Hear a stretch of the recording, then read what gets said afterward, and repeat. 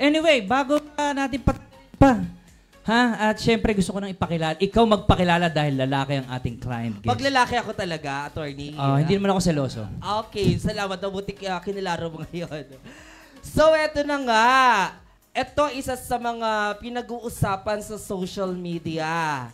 At natutuwa ako dahil personally nandito siya ngayon sa The Highlights Season 2. So, ating matutunghayan ang kanyang kwento ng pagiging content creator at pag-uusapan natin kung ano yung mga ginagawa niya on social media. At syempre, dahil kasama kita, attorney, meron tayong legal talk maya-maya. Alright. So, attorney, pakilala ko na. Yan. At i-invite na rin natin sila. Yes. So, once again, mga ka-highlights, please welcome Chai Chester! Grabe. Hello, Chai Chester. Magandang gabi po sa inyo. Happy Mansari po sa inyong dalawa. Ay, meron pang third wheel, no? May third wheel pa tayo. By the way, brother, napansin ko, may sing-sing ka ng Eagles, ha? Opo, member po. Magkasama pala tayo sa samahan, syempre. At para sa mga kasama natin, mga kuya, ate at bunso, ito nga pala si The Chai Chester, isa rin palang kuya. Magandang gabi po sa inyo, mga kuya. Antikas mo rin, Chester, in fairness sa'yo, ha? Talagang grabe ka rin makaupo, no? Ang ganda ng tindigan mo. At dahil kumamay sa isa attorney, ako bebeso, hindi pwedeng wala akong eksena. Ganun ba? Ganun ba? Yes, mukhang magkasing height kayo, ha? Siyempre, alam mo na, para pag humiga kami, pantay lang. Okay lang, sige. Sabi ko, hindi nga loso. Paninindigan ko niya. Anyway. Sandali, attorney, ha? Sandali. Nakikita ko yung sarili ko sa screen. Para akong doktora sa suot kong to. Ayaw mo, gagamot tayo ng legal problem. Ay, tama diba? ka dyan, attorney. Saktong-sakto. Pero bago natin simulan, Chai Chester, gusto muna naming magkaroon ng face reveal ngayon. Kasi maganda yung nag-uusap tayo na nakikita yung iyong itsura talaga. Tsaka nag-eye-to-eye contact, di ba? Tama. So, pwede ba na pakitanggal ang iyong eyeglasses at ang iyong cup? Gwapo, diba? Palakpakan naman natin si Chester. Pinaunlakan niya ang ating request ngayon. Gwapo, no? Gwapo, in fairness. May lahi ka bang foreigner? Ang aking tatay po ay Amerikano. Amerikano. Ang nanay mo ay? Ang nanay ko naman ay Waray. Waray. Okay, so kita mo naman. Kung magtatabi kami, lalayo na lang talaga ako. Ay, hindi naman, attorney. Ilalaban kita. Buti na lang host ako. Mas maganda lalaki ka sa akin. Buti na lang host ako dito. Kundi baka na-chapwera na ako. Anyway, sige, simulan natin. At establish muna natin. Ano ang ginagawa mo sa buhay bukod sa content creator at ano ang mga contents mo? Generally, general matters of life. Tungkol sa maraming bagay ng buhay, wala akong general na claim tungkol sa sarili ko. Bukod sa bilang isang ordinaryong taong bayan na may sariling opinion sa social media. Kasi nakulang ang lipunan sa palagay ko sa mga ordinaryong tao na magsasalita sa social media. Masyadong maraming nagsasalita sa social media na hindi dapat magsalita at yung mga dapat magsalita ay hindi dapat nagsasalita. Ngayon, para sa akin, importante na merong mga ordinaryong taong bayan na nagsasalita sa social media at yun ang sinasabi ko. Okay, so pinanood ko kasi ang ilan mo mga contents para at least alam ko kung ano yung ginagawa mo. Nakaka-engganyo ka rin talaga, in fairness sa'yo, engaging din talaga yung iyong mga ginagawa. Kailan ka ba nag-start maging content creator? 2 years ago, chamba lang po yan. Merong isang grupo ng mga kabataan na nag-e-edit ng mga video. Magtutropa lang sila, magkakaibigan lang sila. Tapos yung usual na question and answer namin, nagkikwentuhan lang kami bilang magtutropa. Tinutukan ako ng camera, in-edit yung video, in-upload sa social media, tapos yung unang video, 1.4 million views kagad. Saan? Saan mo in-upload? Sa TikTok. Facebook? TikTok. Okay, sa TikTok ka rin nag-start. TikTok. Okay. So, tinuloy-tuloy mo na since then? Mula noon, tinutuloy-tuloy ko na. Ano yung talagang ginagawa mong content? Yung original content mo? Yung mga original content ko, generally, it revolves around so many things about life. Tungkol sa pagpapamilya, tungkol sa negosyo, tungkol sa pag-iempleyado, tungkol sa religion, tungkol sa politika, and everything else in between. Okay. O, yan nga yung mga Anything napanood ko relatable ang mga mass public, live diba? issues. Yes, May napanood ako sa kanya na kumakain ka sa isang ng street food, sa isang ambulant vendor. May kasama kang babae. Tama, pinanood ko kasi. Pero bago natin talaga talakayin, attorney, yung topic natin ngayon, syempre, kailangan talagang maimbitahan natin yung ating mga viewers na tumutok sa atin. Kaya, attorney, simulan na natin ang ating talakayan. Tara, mag-LRT na tayo dito sa The Highlights Legally. Real talk. Yan. Okay. At syempre, hot seat ka ngayon, brother. Salamat. So, ano ba na tayo? Klarihin muna natin kay Chester. Chester, ngayon, nagiging ordinaryong mamamayan muna tayo na pag-uusapan natin yung iyong mga pinagdadaanan sa buhay. Para kung sakaling merong ibibigay sa attorney na advice sa iyo sa legal na aspeto, mas magkakaroon ka ng sapat na idea kung paano mo ito ilalaban. Okay. So, alamin muna natin, Chester, kung ano ba yung idudulog mo dito sa The Highlights. Yan ang pinakagusto ko. Bakit ka na parito? Marami akong death threats sa attorney. Sobrang Totoo dami. ba? Sobrang dami. Ba't hindi ko alam? Sometime in the past, lalo na ng mga Sometime in the past, 2 days ago. Yeah.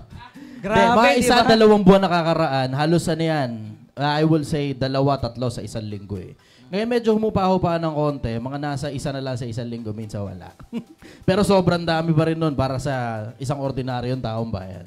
Ano ba mga pwedeng gawin na legal na hakbang patungkol dun sa mga taong nagde-death threat, lalo na kung hindi lang naman talaga nila gusto yung opinion ko at wala naman akong personal na atraso sa kanila? Okay. So, himay-himayin muna natin, Chester, ha? Saan ba or kailan ba nagsimula ang death threat? Pag nagsasalita ako sa social media, normal na may tinatamaan. Wala akong specific na tao na pinatutungkulan. Kasi ang importante sa akin, yung lesson na matututunan behind. May mga personal na grudges sa akin, yung mga taong tinatamaan, tas sila ngayon yung nagsesend sa akin ng death threat. Whether it be via PM, comments, or may personal na nagpapadala talaga ng mga sulat. Sabi mo kanina may nasasagasaan ka sa mga ginagawa mong commentaries, right? Ano yung unang-unang commentary mo na doon na sabi natin may nasagasaan kang tao? And then, sabi mo, may death threat. Ano yun? Halo-halo na. Yung iba pamilya, yung iba religion, yung iba politika. Okay, sandali lang ha, Attorney Chester. Masyadong mainit, oo. no? Grabe muna natin kasi kahit ako talaga nagulat. Kasi ito yung unang pagkakataon natin na talagang very interesting and serious matter talaga yung pag-uusapan. Kasi last time, yung ang pinag-usapan natin Bullying. ay ang bullying Yeah. with Family Yay Yes. na trending sa TikTok at Facebook. Oo, million views. Million views sa Million account views, ni, grabe. And still counting. Sa account ni, Ni Ay, Yuki, at saka ay ni merong Yuki. 4.1 million. Sa account ko, merong 300,000 views. Sa account ng Artista Film Productions, merong 200,000 views. Kaya nakakatuwa. Sa account ko, nanood yung pamilya ko. Kaya, isinesegue ko kasi ang dami kong nabasang comments dun sa bullying. Na Yes. talagang napakaseryosong usapin. Tama. Eto, talagang kailangan din pagbigyan ng attention kasi buhay ang pinag-uusapan Ito na yung natin. bullying. Mas mataas pa kasi Oo. buhay na yung pinagbabantaan eh. Totoo. At nakakagulat, bakit kailangan humantong sa death threat ang isang simpleng content na ginagawa ng content creator? Personally, may ilang videos ako pinanood sa'yo. And the time as I was watching it, I was inspired at that moment kasi you were telling about life issues, how to cope up with circumstances, and for me, that is encouraging. Pero bakit dumating sa punto na kailangan kang bigyan ng death threat? Ano ba yung mga nasabi mo? Marami. Sige, ihimay-himay natin. Example, politika muna tayo. Politika, maraming politiko yung alam niyo naman tiwali eh. Lalo na nung panahon ng pangangampanya, 'di ba? Umuulan ng pera nun sa mga content creator eh. So, ako naman, umuulan naman ako ng pagbatikas sa mga ganong klaseng politiko. Isama mo pa yung mga politiko na kinakalkal yung kaban ng bayan para sa mga personal nilang trip. Okay, let's be more specific, ha? But no name dropping. No name dropping. Baka diretso mo, last show na natin to kagad. Dahil medyo hiilin tayo dito. Laro Oo na nga eh. King Eagle ni Chester eh. At isa sa mga nabasa kong comments sa'yo, walang magmumura dahil baka hindi mo kayanin ang tension natin sa usapan ngayon. Okay. So, politika. Mainit talagang issue kapag politika ang pinasok natin. Let's be more specific. Ano ba ang nabanggit mo dun sa ginawa mong content about politics? If you can recall. Yes. Para ako nagko-cross-examine, no? Yung pinakamabigat by far, merong mga politiko na binebenta ang lupa ng Pilipinas sa China. Okay, so that's one thing. Oh, Nabanggit grabe. mo. That's deep. Yes, and it's a national issue. At Actually, wala masyadong naglalabas niya sa social media. yes, at this point, you gain my respect kasi you have concern in our country and that's really good. Pero since nagawa mo yung content na yan, nagkaroon ka ng death threat dyan sa ginawa mong content na yan. Meron ako nun. Meron ka agad. Meron. So, attorney, since nabanggit na niya na may death threat siya sa pagsasabi niya ng kanyang personal opinion about politics, meron ba siyang pwedeng isang pangkaso sa nag-death threat sa Bago kanya? tayo dumako dyan, next nating tanongin naman, about religion naman. Ano naman yung sa tingin mo na nag-trigger sa tao na para mag-threat sa'yo? Pero attorney, saglit lang ha. Para talagang mahimay-himay natin, Yes. ibigyan muna natin ng kalinawan yung pwedeng isampa niyang reklamo dun sa issue, ayun, dun sa death threat dahil nagbigay nga siya ng pananaw niya about politics. Saka tayo mag-jump sa religion para talagang mahimay-himay natin. Di ba, attorney? Well, actually, So, parang sinusukat mo ngayon ng expertise ni attorney. Nakakaloka to. Kaya pala controversial ka eh. Inimbitahan niyo ako dito eh. buti na lang magkaibigan tayo. Buti na lang din kasama kita sa Eagles. Anyway, ang batas kasi na sumasakop dyan sa nangyaring pananakot sa'yo ay under revised penal code. Ito yung grave threat na tinatawag. Na kung saan ay magkukos ng harm o lalo na doon sa life mo. Okay, pag sinabi natin magkukos ng harm, ito yung severe harm. Na up to the point na eventually pwede kang ikamatay or ikasawi mo. Yun. So, grave threat. Grave threat. Oo. So, yun ang una niya pwede ikaso sa nagbigay sa kanya ng tawag doon, threat. Di ba? Yes. At saka ito ay in relation sa cybercrime law or yung RA 10175. Kasi bakit in relation sa cybercrime law? Kasi nangyari yung pagbabanta through the online platform. Sa online platform. So, at least, under pa rin siya ng Revised Penal Code in relation, yes. To cybercrime law o yung RA 10175. RA 10175. O, tandaan mo na. Para may ibabato ka sa kanila ngayon. Hindi niya na kinakailan tandaan yan. Magme-message yan Andyan si sa Atty. akin. Ako na kagad yan. Si Kaya Atty. na naman- ang bahala sa akin. Kaya naman pala ang lakas ng loob mo na magbigay ng mga ideas mo on social media. Okay. So malinaw na, meron na tayong isa na pwede kang isampa. Ang tanong ko naman, meron ka bang talagang irereklamo sa grave threat na yan? Kasi since nagsimula na nagbigay ka na sa amin example about politics, threat na binigay sa'yo. So, kilala mo ba yung nagtangka sa buhay mo? Merong iba na personal na account nila yung gamit. Personal Na account. account yung gamit. Matapang, Oh my matapang. So as in, matapang talaga, matapang.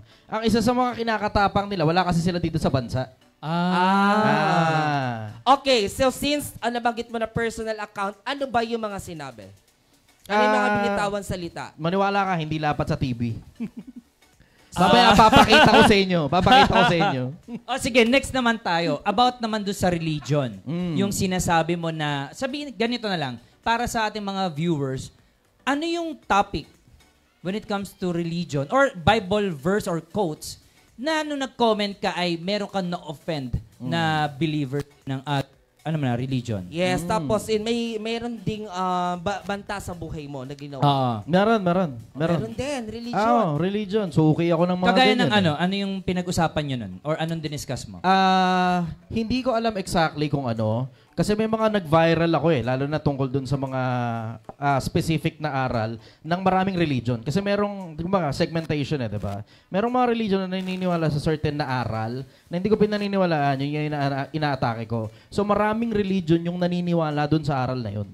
Hindi ko lang alam specifically kung sino ron sa mga religion na yun yung nagbanta sa akin. Okay, so let's make it clearer again. Ano ba yung content na ginawa mo about religion na nagkaroon ka ng banta sa buhay? Yun ang marami. Regular Sige nga, sa akin yung sa isang pagla-live ko yun. famous or yung favorite yung line mo na lang. Yung gusto mo Isa sa i-discuss. mga pinaka-famous talaga na as in talagang meron na talagang mga content creator na namatay dahil dito. Merong isang malaking religious organization na naniniwala na sila lang daw maliligtas. Okay. Ah. So, Akala ko ito yung tungkol kay Solomon, yung 700 ng asawa. Isa pa yun. Hindi pala isa yun. Pa yun. Yun ang Isa inaabangan pa ko. yun. Kasi Oo, kung, isa pa yun. Sana Meron kung- kasing isang content creator na naniniwala na yung ginawa ni Solomon na nagparami ng asawa, tama sa paningin ng Diyos. So, So, ngayon, ginaya nung niya. binanatan ko ngayon yun, yung mga followers, hindi naman siya, yung mga followers niya nagde-death threat sa akin. Na naniniwala doon. Oo, at karamihan, puro bata. Yun ang nagde-death threat, bata. sandali lang. Binanggit mo na puro bata. Talagang tinitingnan mo rin yung kanilang account. Oo, syempre. So may lakas ka ng loob din talagang i-research kung sino sila. Excited nga ako ron sa death threat nila. Sana totohanin eh. So ano yung sinasabi nila sa yung death threat? Hindi rin pwede mag Papakita ko sa inyo. Brutal, hindi pwede sa TV. Hindi pwede sa TV. Brutal Pero pwede masyado. bang maipakita kang iba? Yung ma-enjoy ko naman. parang iba yan ah. Kasi sa totoo lang, Italigod ang mga camera. ang totoo lang, yung pinag-uusapan natin, 2 issues pa lang yan na ginawa mo, ha? Pero nararamdaman ko na yung init, attorney. Init ng topic. Init ang topic. Okay. Ha? Buti kinilaro mo. Gwapo kasi. Kita mo naman, may lahing foreigner, oh. Di ba? Muntikan ko na rin mabitawan, attorney. Buti na lang inunahan mo. Buti na lang talaga. At syempre, panghuli, yung about family na binigyan mo ng magandang commentary at the same time, which resulted na magkakaroon ka pala ng death threat. Ang dami niyan. Sige, yung isa Yan lang ang ulit. isa sa lang. mga pinakamarami. Dun sa konsepto kasi ng OFW, di ba? So maraming OFW nanonood sa inyo dito. Yes. Ang pinaka-common na konsepto, na misconception ng tungkol sa pagpapamilya pagdating sa OFW. Yung mga OFW mag-a-abroad, lahat ng pera nila papadala nila dito, tapos lahat ng mga nandito sa Pilipinas, madalas hindi na nagtatrabaho, maasa na sa OFW. So ngayon, pag binibirahan ko ngayon yun, yung mga OFW, nahihimas-masan, tinitigil ang pagpapadala doon sa mga tamad dito sa Pilipinas. Pag tinigil ngayon nila, syempre, ito ng mga nandito sa Pilipinas, magiging desperado dahil wala na nagpapadala sa kanila ng pera eh. So Okay. sila yung magagalit sa'yo, yung umaasa. Yun ngayon yung nagde-death threat kasi yung iba sa kanila, hinihiwalayan ng mga asawa nila. Okay, get the point. So, you are an effective content creator kasi habang pinapanood ka nila, nai-enlighten mo sila kung ano yung dapat nilang gawin na i-apply sa buhay para maiwasan kung ano man yung magiging problema nila in the near future. So, nagigets ko na kung bakit nagkakaroon ng reklamo or kung bakit nagagalit sila sa'yo. Okay, attorney, ibalik muna natin ang usapin ng batas bago natin dagdagan kasi medyo umiinit talaga ang pakiramdam dito sa studio. So, kanina galing tayo sa grave threat, revised penal code, pakibanggit mo ulit. Revised Penal Code and in relation to cybercrime.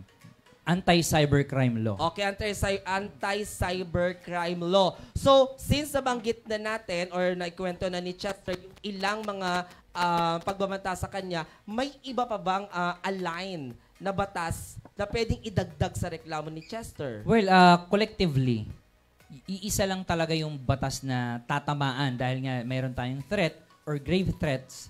Yan yung talagang batas na exact, perfectly fit doon sa issue na inilapit niya sa atin.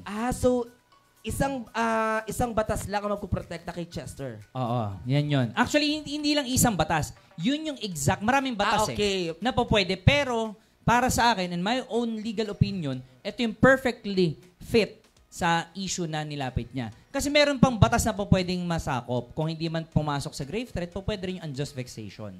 Okay, and just Pwede rin yung cyber libel. Okay. So marami yan, marami. Pero again, dito sa issue na to, etong tugmang-tugma dahil may pagbabanta sa buhay, grave threat talaga. In relation to anti-cybercrime law Okay. or RA 10175. In relation to anti-cybercrime law, kasi on Yes. social media siya Nangyari. inaatake. Yes. Meron bang personal na pagbabantang nangyari sa'yo?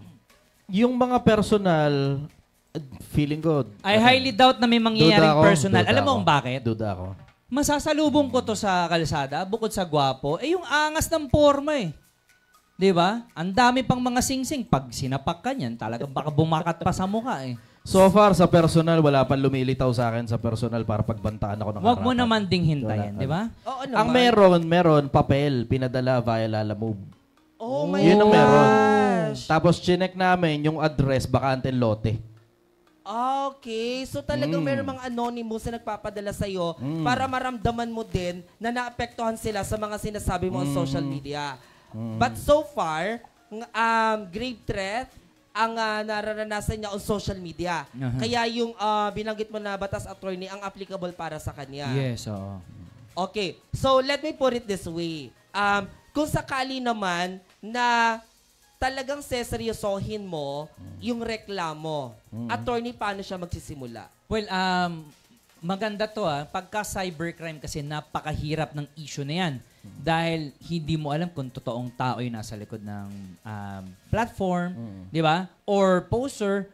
Ang maganda rito kasi yung ating mga cybercrime groups like PNP, NBI, or sabihin na lang natin pati AFP, meron silang equipment, special equipment for those kind of illicit activities na para matrace nila kung sino yung taong nasa likod ng keyboard o ng social media na yan. Okay, since nabanggit mo, knowledgeable ka ba doon, Chester, sa sinabi ni Attorney Ace?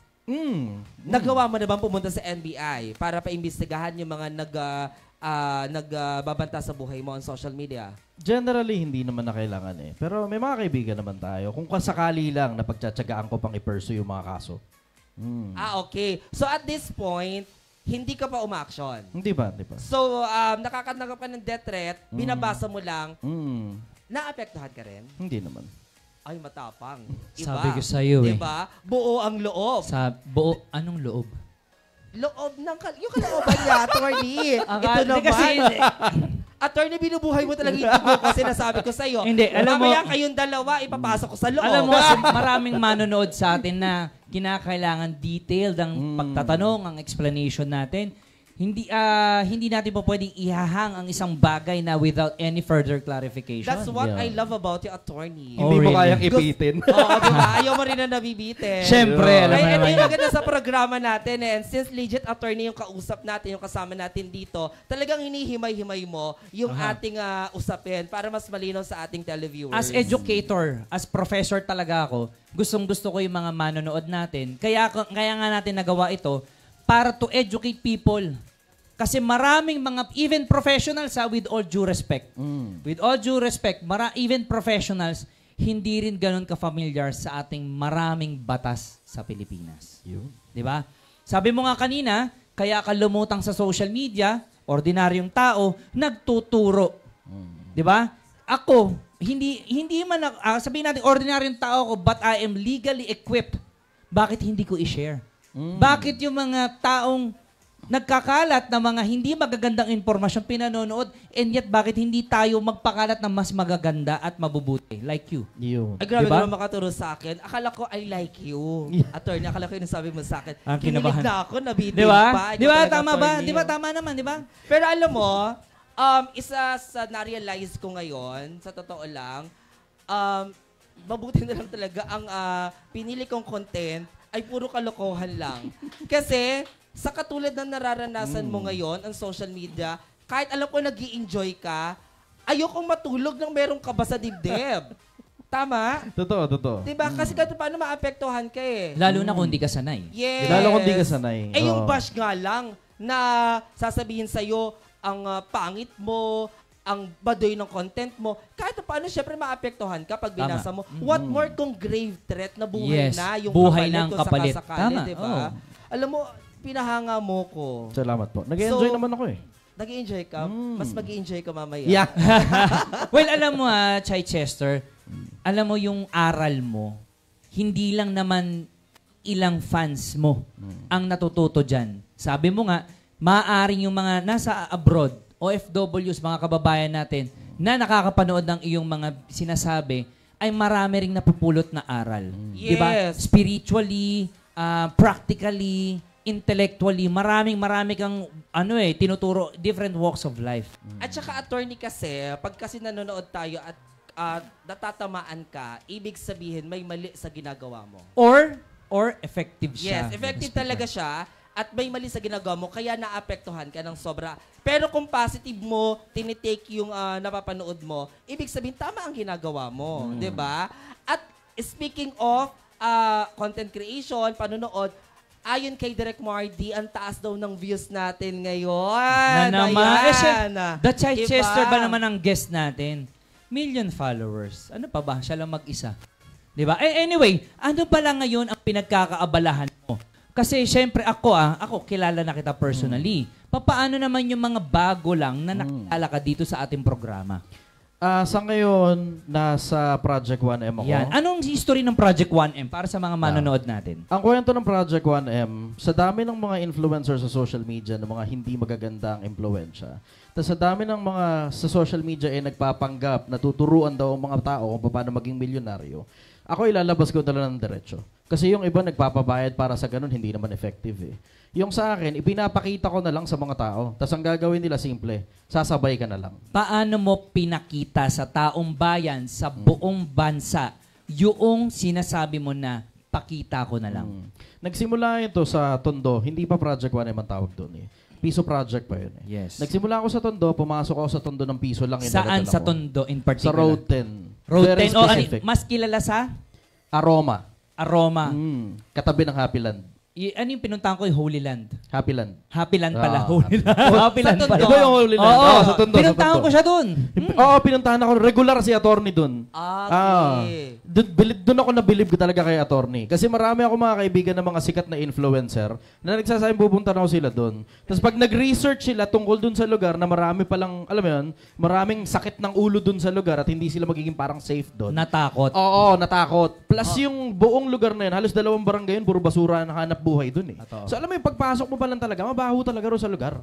Pero mababait ang mga tao ron. Marami Yes. akong mga nakilalang matitinong mga tao ron. Totoo yan. So, nag-outreach program ka doon? Hindi, nandun Hindi, ako actually, nakatira sa loob ng 1 buwan. Namamasura ako kasama nila. I-breakdown natin para sa ating mga manonood. Ganito. So si The Chichester, pinakita niya sa buong Pilipinas kung paano magsimula sa mababa ng uri ng lipunan. Yun nga, Peace Project. Na piso lang ang dala niya, pumunta siya sa Tondo, sa Aroma. Roma. Tapos, lumabas siya ng Tondo after ilang buwan? 1 buwan. Isang buwan na meron kang how much More or less, nasa somewhere around near 30,000. 30,000. Malinis na yun. 30,000. Malinis na Ano yun, 30,000 pesos. Naginawa namin yun doon lang mismo sa loob ng Tondo. Pinakita niya. Masura, titinda Yes. kami. Naka-vlog yan? Naka-vlog Yes, yun. Oo. naka-live. Okay, now I know how do you do it. It's what we call immersion. Yes, Diba? immersion Yes, program pag immersion nag-aaral yun. ka. Oo, yung Ito nandun kasi ka talaga. practical, walang theory. Practical kagad. Pinakita niya kagad sa tao. Ito gagawin. Wala nang paligoy, wala nang enroll kung saan. Wala na, diretso. Gagayahin mo na lang, Tama. kopyahin mo na lang. Take note, nagsimula sa junk shop, pagbabasura. Paano ba yung mga kababayan nating maayos naman yung trabaho? Totoo, makakaipon talaga So, sila. ibig sabihin, kung nagsimula ka sa pagbabasura, pwede ka at may chance ka makaahon sa buhay. Tama? Totoo, tama yun. Ano naman ngayon yung after ng Piso Project, ano na ngayon ang sumunod? Ang sumunod nun, meron akong 50 mil. Nagpa-survey ako ngayon sa mga tao. Okay, so gagawa tayo ng 1 milyong piso galing sa 50 mil. Anong gusto ninyong gawin natin? So, nag-post yung mga tao, ang karamihan sa kanila sabi, magtitinda daw ika ng pagkain sa tabi ng kalsada. Wala akong malay sa pagtitinda ng pagkain. Pero it is as if nothing but love to my countrymen na yun ang request nila dahil yun ang alam nila eh. Magluto ng pagkain sa tabi ng kalsada, sige, susubukan ko yan. So ngayon, nagsimula ito somewhere around August last year, Ghost Month. Ngayon, somewhere around 300 days na, 300 nights, ang pera ngayon nasa almost 600,000 pesos na. 600,000 pesos ngayon. Kailan mo sinimulan yan? August last year. August last year. O mag-isang taon na. Almost, oo. Grabe, di ba? Saktong-sakto. Kasi August na bukas. Di ba? yes. Galing. May 600,000 na. 600,000 Huwag na. mong utangan. Uunahan na kita, huwag mong utangan. Ako si Burakot, alam mo na, hingi ako doon ha. May katsug ako doon ha. So, ang ibig sabihin nito, kasi marami tayong mga kababayan na 10 years, 20 years, na walang naipong 1 million. Totoo. Totoo yun. So, Totoo. yun yung mga tinuturuan mo. Di ba? Na kung saan, kaya pala, wala pang 1 taon, Braot ha, pwede ka pala makaipon almost, lagpas More ka ng than half million eh. Ang More galing. than More half than. million. Partida na yun ha. Ipapartida pa natin doon. Wala kami delivery. Tinitinda lang yan talaga doon. At saka wala kang alam so, nilalako doon. lang yan ng mga salesman ko. Meron kaming pwesto, tapos yung mga salesman ko, sila yung nakikipag-usap doon sa mga nasa kalsada para kumain doon sa tindahan. Pero hindi naman siya social experiment. Pwede mo na rin sabihin social experiment yun eh.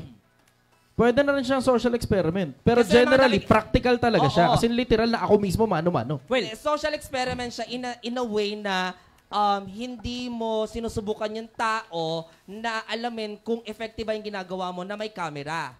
Ginagawa mo to kasi gusto mo at meron ka talaga objective na makatulong.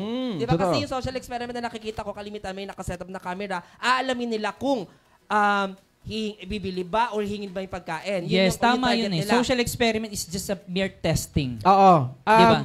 Ano yun? I will say, practical ito para sa mga tao na itinuturo ko sa mga tao. Pero it is also a social experiment para sa akin kung gaano karaming tao sasabay. Okay. Oo. Para sa akin yun, personal. Sa akin yun, personal. Gusto kong malaman kung gaano karaming tao yung sasabay sa ganitong project. Laruhin natin. May, sandali, attorney, may gumaya ng mga ginagawa mo?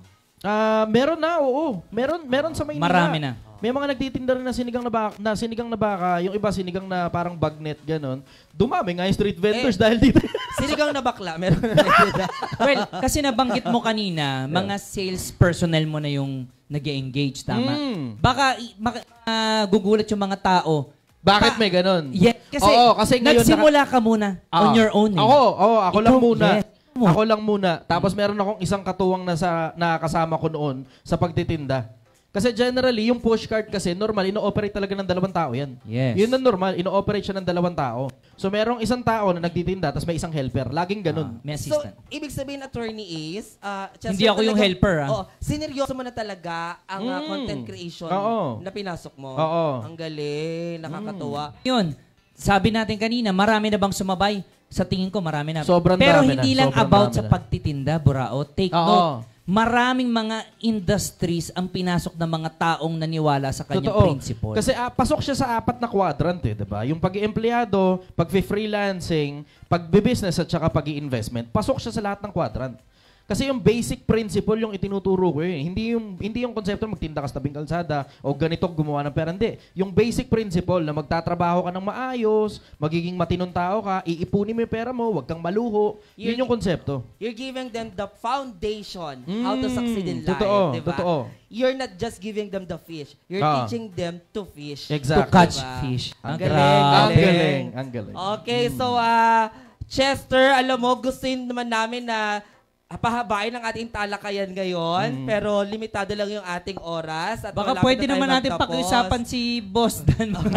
Habaan pa, mga 3 hours pa. Attorney, next month siya pa rin, next week siya pa rin nag-guest natin. Total, mag-anniversary na yung kanyang project, di ba? Pwede naman, kung gusto mo, exit na muna ako. Kaming dalawa?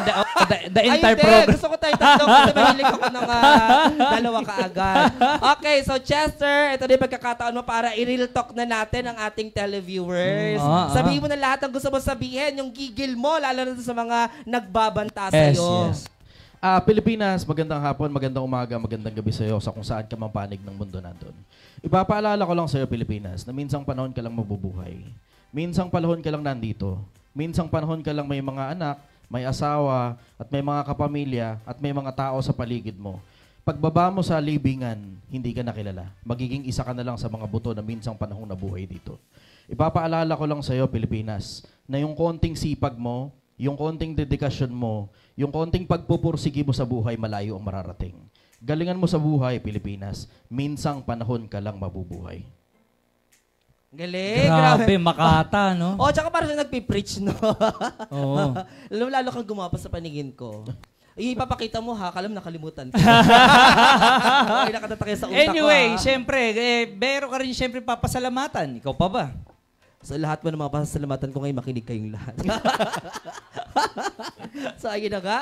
So ide-diretso ko na. Salamat po sa mga sponsors ko. Ayan, nakikita nyo sa screen.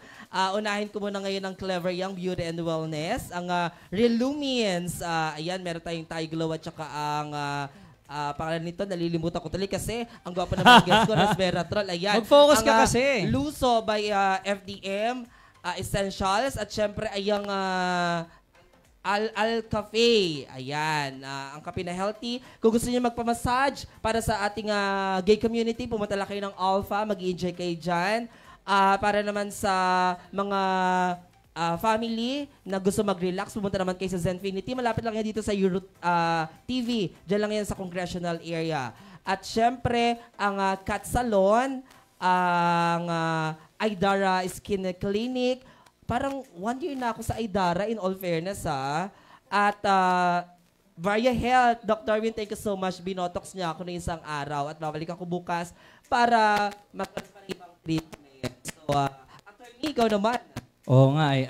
Anyway, para sa aking buhok, syempre, Barbero Boss, dyan po sa Kings Point, Bagbag, Novaliches, Quezon City. Para sa aking magandang ipin kay Dr. AJ Godavid. Sa aking skincare, Her Choice International. Kung gusto nyo po magpaayos ng motor po, dito po matatagpuan niya sa Speed Up Garage, dito po along Mindanao Avenue. Alpha Flower Shop, dito po sa Maylagro. Alam nyo, syempre, hindi maiiwasan na merong family occasion eh. Check nyo po, sariwang-sariwa po ang mga bulaklak po dyan.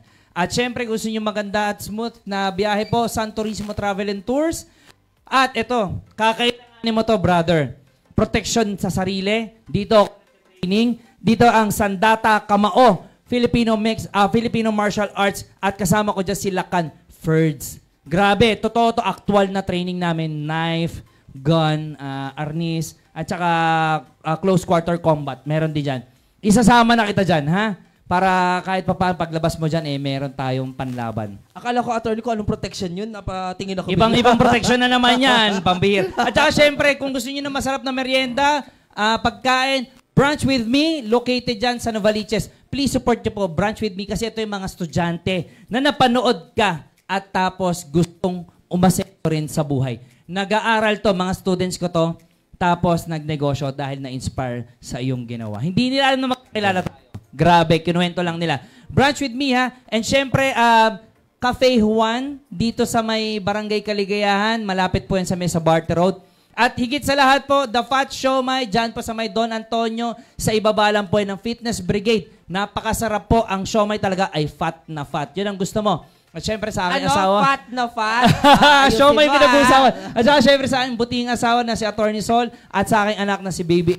I love you so much, AR. Siyempre, yan. Okay, so ang dami nating napasalamatan. So, once again, Chester, thank you for being here tonight. Baka may pahabol pa siya. Please. Magpapasalamat din po ako. Maraming salamat sa Diyos at buhay pa rin ako hanggang ngayon. Ay, sasabihin ko yan na dapat may magpasalamat. Pero, attorney, alam ko meron pa yung ating guest kanina, si Jim Wen. Pre, bago natin kalimutan yung napakagaling na singer na si Jin Wen. Napakagaling na bata. At syempre, meron kasi siyang nilabas na single na kung ang title ay Shine Like Me. Grabe talagang makinang tong batang to. Malayo ang maaabot nitong batang ito. At composed and produced by Marvin Geronimo Roselio under Martian Records Music. You can listen to any digital platforms. Okay. Yan, grabe. Napakagaling na bata. Jin Wen ng pangalan. Jim Wen, kasi kanina Jimson ako ng Jimson. Oo nga eh. Okay, so bago tayo magtapos at bago natin iwan ang ating mga televiewers, gusto ko munang tanungin si Chester ngayon kasi hindi natin ito natanong kanina. May love life ka ba? Aray ko! Aray ko! Akala mo makakaligtas ka, ha? Meron. So, nandito ang partner mo? Sa ngayon, wala po. Aray ko! Buti naman wala. So, makakapag-date tayo after nito.